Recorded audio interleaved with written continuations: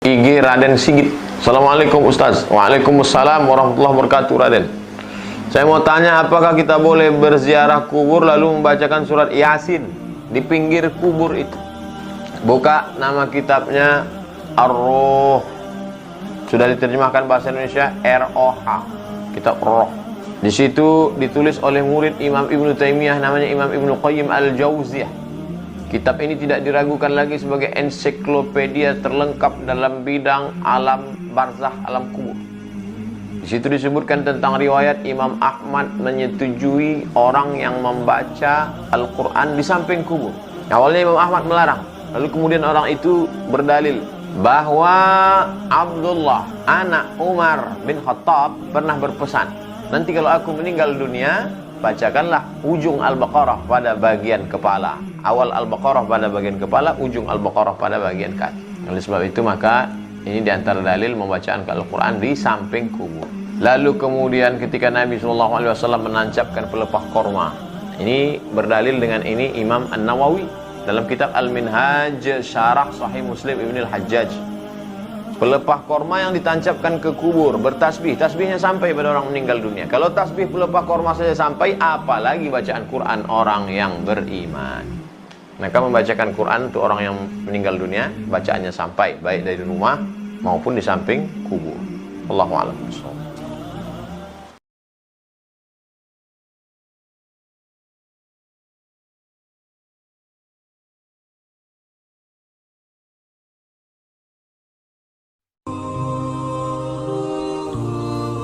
Assalamualaikum. Waalaikumsalam warahmatullahi wabarakatuh. Semoga Pak Ustaz selalu dilindungi Allah. Amin ya rabbal alamin.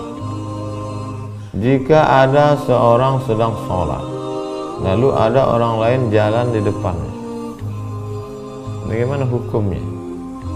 Lau ya'lamul mar'u baina yadayil musalli madza alaih. Seandainya orang di depan itu tahu bagaimana dosanya melewati orang sholat, lakana ayyaqifa arba'in khairan lah. Dia tegak nunggu di situ 40 hari, 40 bulan, 40 tahun. Khairan lahu, lebih baik min ayyamurra baina yadayhi, daripada dia melewati orang sholat. Oleh sebab itu maka dianjurkan sholat itu pakai sutra. Ini tempat sujud kita, letakkan sutra. Kalau zaman dulu tombak, pedang, letakkan sutra. Letakkan sutra depan, itu baru sholat. Allah Akbar. Antara kita dengan sutra ini tak boleh orang lewat. Jadi sutra ke sana boleh, antara kita dan sutra. Kalau ada orang mau lewat, untuk menyelamatkan dia, jangan sampai dia berdosa. Kalau dia lewat juga kata Nabi, faqtulhu, bunuh dia kata Nabi. Mungkin kan hebatnya larangan untuk tidak melewati orang sholat. Wallahu a'lam.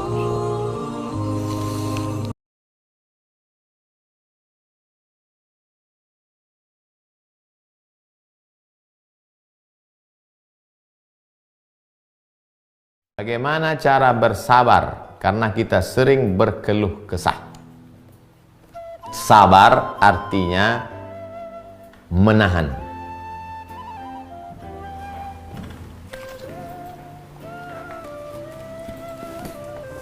Sabar artinya menahan. Sabrun, sabar. Menahan, bahasa Arabnya menahan. Habsun nafsi anil jaza, menahan diri dari keluh kesah. Itulah sabar. Yang ditahan itu ada 3. Menahan hati dari keluh kesah, menahan tangan, jangan mencakar-cakar pipi, memukul-mukul kepala, menahan lidah, jangan sampai sumpah serapah caci maki. 3 yang ditahan. Kau tahan hati, tahan tangan, tahan lidah. Meleleh air matamu, air mata tak bisa ditahan. Menangislah, tapi lidah bisa. Makanya niyahah haram. Kenapa lah mesti suamiku yang mati? Kenapa bukan suami tetangga? Tak boleh. Tapi air mata menetes, Kata Nabi, ketika Nabi lewat, ada perempuan menangis di situ. Abu Bakar, Umar marah. Jangan nangis, kata Umar. Kata Nabi, da'uhunna ya Umar. Biarkan mereka menangis, wahai Umar. Yang tak boleh itu niyaha, meratap. Karena meratap itu lidah. Tahan hati, tahan tangan, tahan lidah. Air mata tak bisa kau tahan. Cuma menyumbat air mata.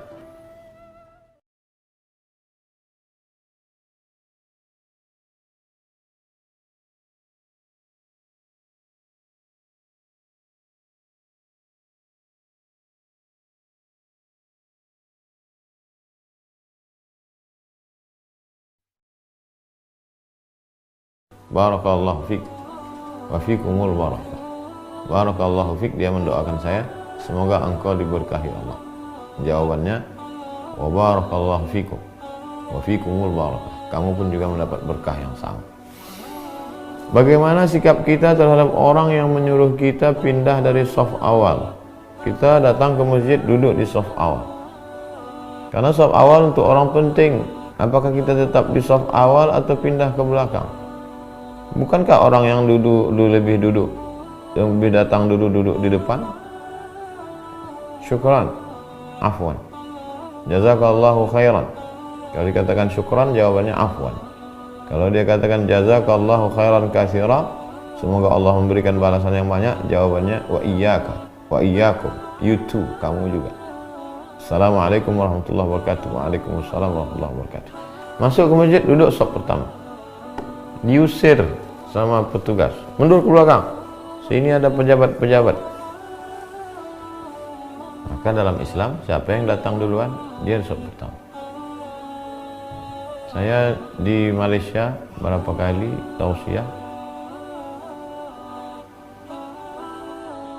ada masjid besi di Putrajaya. Sampai di sana saya sholat, kemudian ditunjukkan oleh jamaah, ini tempat Tun Mahathir Muhammad sholat Jumat. Bukan di shop pertama, shop belakang dekat pintu. Dia tahu dia terlambat karena banyak tugas kerja negara, dia datang terlambat di shop belakang. Yang datang duluan shop depan. Kembali kepada ajaran Islam. Kalau mau cepat datang shop depan, lambat shop belakang. Kalau diusir orang, kalau kuat pertahankan, kalau tak kuat mundur. Wallahu a'lam bishawab.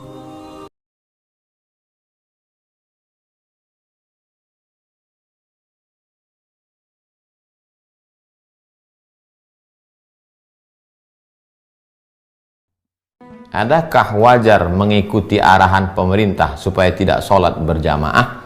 Mana ada pemerintah berani? Pemerintah Malaysia, Perdana Menteri, Prime Minister tidak berani melarang orang sholat Jumat dan sholat fardu. Lalu kenapa kenyataannya sekarang pemerintah melarang? Mufti mengeluarkan fatwa. Mufti wilayah persekutuan, mufti Selangor, mufti Perak, mufti seluruh mufti, Komisi Fatwa Majelis Ulama Indonesia, mufti Al-Azhar.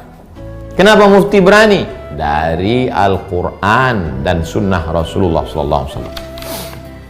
Mereka ambil dari sunnah. Meninggalkan sholat berjamaah dan sholat Jumat pada masa wabah penyakit adalah sunnah Rasulullah SAW. Saya ulang sekali lagi.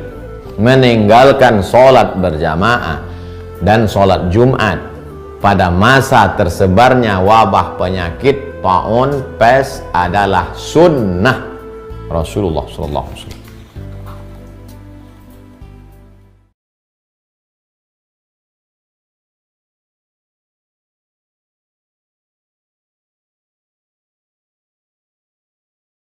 Assalamualaikum. Waalaikumsalam warahmatullahi wabarakatuh. Apa hukum menjamak salat tanpa uzur syar'i? Satu hadis Abdullah ibnu Abbas, Nabi pernah menjamak, bukan qasar, jamak saja di Madinah, tidak safar. Tapi itu tidak bisa dijadikan dalil untuk kita dikit-dikit menjamak. Nanti orang semuanya menjamak, sedikit menjamak. Oleh sebab itu ada syaratnya. Kalau dia jamak qasar, maka mesti 89 km. Oleh sebab itu maka jamak tanpa qasar, zuhurnya tetap 4, asarnya tetap 4. Dijamak takdim asar ke zuhur sebab yang memang tidak bisa terelakkan. Contohnya dokter mau operasi. Dokter mau operasi jam 12. Jam 12 di Sumatera belum masuk zuhur. Selesai operasi jam 5. 1, 2, 3, 4, 5. 5 jam operasi. Maka sholat zuhurnya dijamak dengan asar. Tetap 4-4, jamak takhir. Karena tak terelakkan lagi. Atau orang yang sakit, kemudian dia kemoterapi. Kemo itu 5 jam jarum. Tidak boleh bergeser. Kalau bergeser 5 jam. Nah, itu bisa jamak. Tapi kalau hanya sekedar macet dikit, nanti kita khawatirnya mempermudah-mudah. Ibadah ini mudah, tapi jangan dipermudah-mudah. Mudah, tapi jangan dipermudah-mudah. Tanya ulama, jangan mikir sendiri, lalu diamalkan sendiri, padahal kita tidak mengerti. Wallahu a'lam bishawab.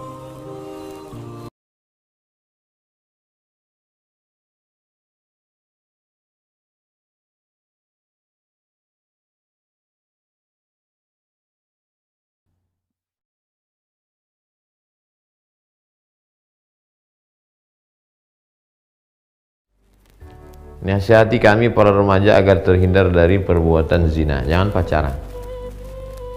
6. Pertama, nazratun, pandang. Setelah memandang, fabtisamun, senyuman.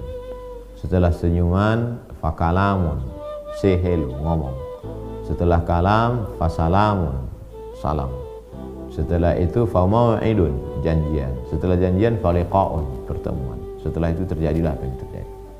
Maka mundur ke belakang. Dari mana datangnya pertemuan? Karena ada janji. Dari mana datangnya janji? Karena ada salam. Dari mana datang salam? Karena ngomong. Dari mana ngomong? Karena senyum. Karena kalau orang nggak senyum nggak mungkin kita ngomong. Dari mana datang senyum? Karena mandang. Maka jangan mandang. Jaga pandang. Ghaddul basar. Wallahu a'lam.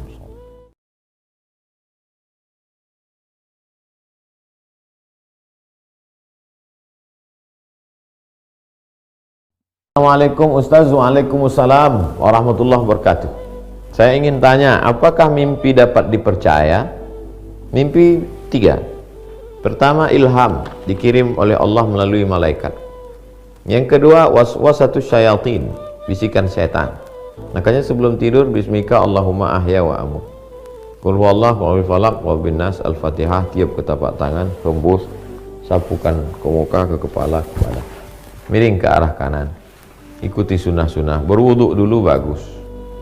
Apalagi sholat sunat witir sebelum tidur. Baik. Supaya jangan diganggu setan. Ada lagi mimpi yang ketiga, at-ghalsu ahlam. Bunga-bunga tidur. Proses berpikir siang tidak selesai, terbawa. Berlanjut di tengah malam. Bagaimana membedakan mimpi itu datangnya dari Allah atau dari setan? Mimpi yang menakutkan, mimpi tidak baik, maka ketika itu langsung baca ta'awuz, bertiup ke sebelah kiri dengan sedikit air ludah. A'udzu bikalimatillahi tammati, a'udzu billahi samil alim minasyaitonir rajim, a'udzu bikalimatillahi tammati min kulli syaitani wa hamatin min kulli ainil lam.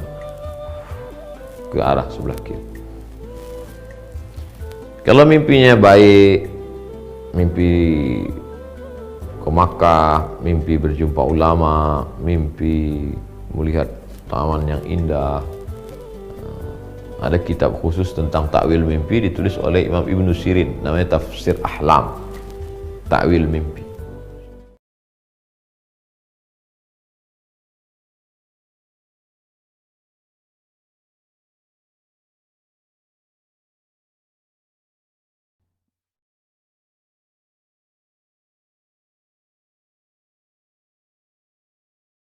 Ustaz, saya pernah mimpi melihat lafaz la ilaha illallah di langit. Saya melihat lafaz la ilaha illallah di langit di bulan Ramadan. Apa artinya? Al-Islamu ya'lu, Islam itu tinggi. Langit itu sama diambil dari kata sumu. Sumu artinya tinggi. Al-Islamu ya'lu, Islam itu apa? La ilaha illallah Muhammadur Rasulullah. Jadi ibu ditunjukkan Allah ketinggian Islam. Supaya apa? Supaya makin kuat istiqamah, berpegang. Al-Islamu ya'lu wa la yu'la alaih. Maka setelah melihat itu di malam suci Ramadan, kalimat yang paling baik apa? Afdhalu zikri la ilaha illallah. Bulan yang paling baik apa? Syahrul Ramadan allazi unzila fil Quran. Dua-duanya ditunjukkan Allah dalam satu malam pada ibu. Kalimat paling baik la ilaha illallah. Bulan paling baik bulan suci Ramadan ditunjukkannya kepada ibu supaya ibu lebih istiqomah lagi dalam beribadah. Mudah-mudahan tiga sudah ditunjukkannya. Tempat paling tinggi langit. Kalimat paling tinggi la ilaha illallah. Bulan paling tinggi bulan Ramadan. Maka ibu mudah-mudahan termasuk orang yang ditempatkan paling tinggi karena mengamalkan kalimat paling tinggi, berada di bulan yang paling tinggi. Dan insya Allah sekarang Sya'ban kita akan masuk bulan Ramadan.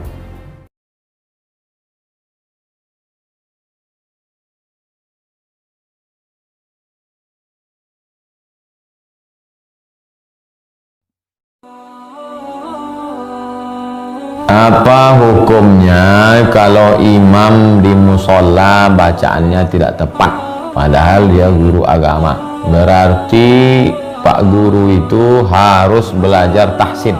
Kumpul pengurus musola, undang Ustaz tahsin supaya dibetulkan. Banyak orang sarjana, master, doktor, tapi baca Qurannya tak betul. Mungkin dulu dia langsung melompat aja, tak ngaji dia. Langsung tiba-tiba nulis tesis, disertasi, akhirnya makharijul huruf tak betul, mat tak betul. Makanya belajar itu pakai urutan supaya sistematis. Jangan malu, walaupun sudah jadi dosen, sudah jadi imam, kalau nggak betul bacaan ya dibetulkan.